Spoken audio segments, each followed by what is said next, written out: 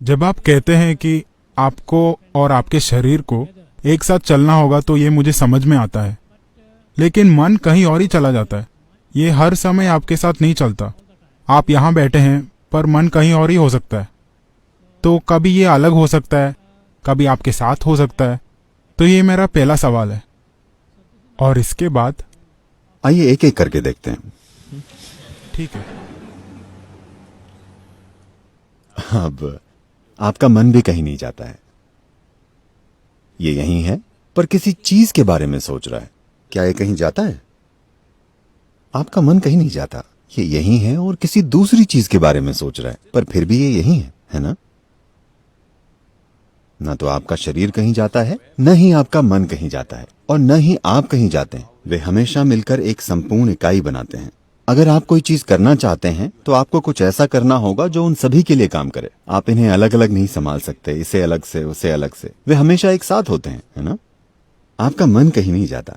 क्या आपने इसे खो दिया है?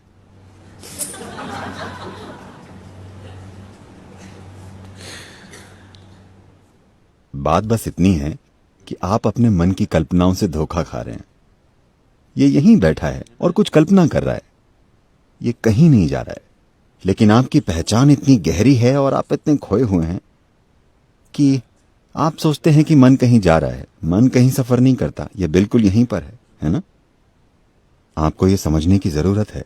आपके मन में बेकाबू और अंतहीन विचार इसलिए चल रहे हैं क्योंकि आपने उन चीजों के रूप में अपनी पहचान बना रखी है जो आप नहीं हैं। जिस पल आप खुद की पहचान किसी ऐसी चीज के रूप में बना लेते हैं जो आप नहीं हैं, तब मन बिना रुके चलने लगता है। आपने अपनी पहचान कई चीजों से जोड़ी हुई है और आप अपने मन को रोकने की कोशिश कर रहे हैं। मैं आपको बता रहा हूं, अगर आप लाखों साल तक कोशिश कर लें तो भी ऐसा नहीं होने वाला। ये नहीं हो सकता। अगर आप अपनी गलत पहचानों को मिटा देते हैं, तब आप इसी पल देखेंगे कि आपका मन एक दर्पण की तरह होगा। ये कुछ नहीं कहेगा, बस हर चीज को परावर्तित करेगा। मन को ऐसे ही होना चाहिए। आपका मन एक ऐसा साधन है जो तभी सबसे अच्छा काम करता है जब इसमें स्पष्टता हो, है ना? ऐसा ही है ना? आपका मन यहां हर तरह की काल्पनिक चीजों के बारे में सोचने के लिए नहीं है। वो जीवन में एक भटकाव है।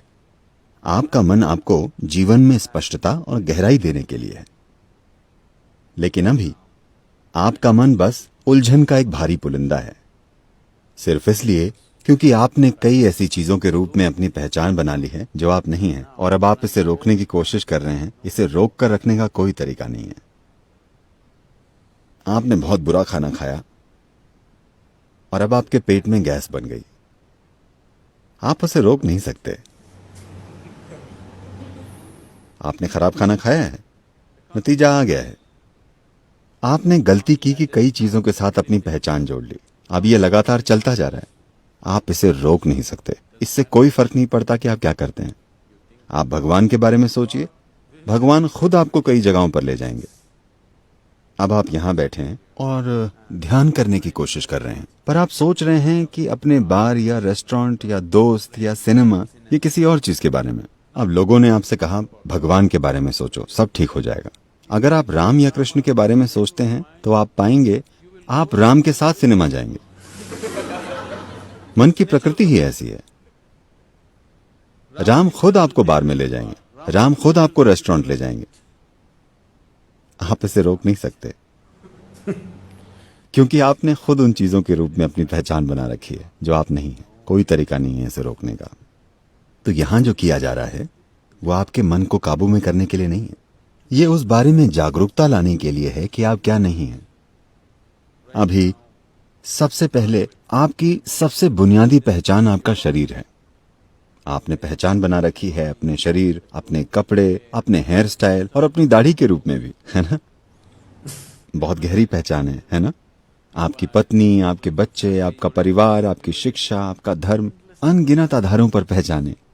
इन सभी पहचानों के साथ आप एक शांत मन चाहते हैं। ऐसी कोई चीज नहीं होती। यही कारण है कि हमने आपको शून्य नाम की एक आसान विधि दी है जिसमें आप मन से थोड़ी दूरी पैदा करते हैं। एक बार जब दूरी बन जाती है तो अगर ये बकबक करने वाला मन भी हो तो भी फर्क नहीं पड़ेगा। आप मन से अलग रहेंगे। एक बार जब आप मन से अलग हो जाते हैं तो आप सारी पहचानों से भी अलग हो जाते हैं, Because it's the mind which manufactures identifications, isn't it? क्योंकि मन ही पहचान पैदा करता है ना? तो Don't हर तरह think की of चीजें all मत kinds of सोचिए, things. बस इस विधि को काम में लीजिए।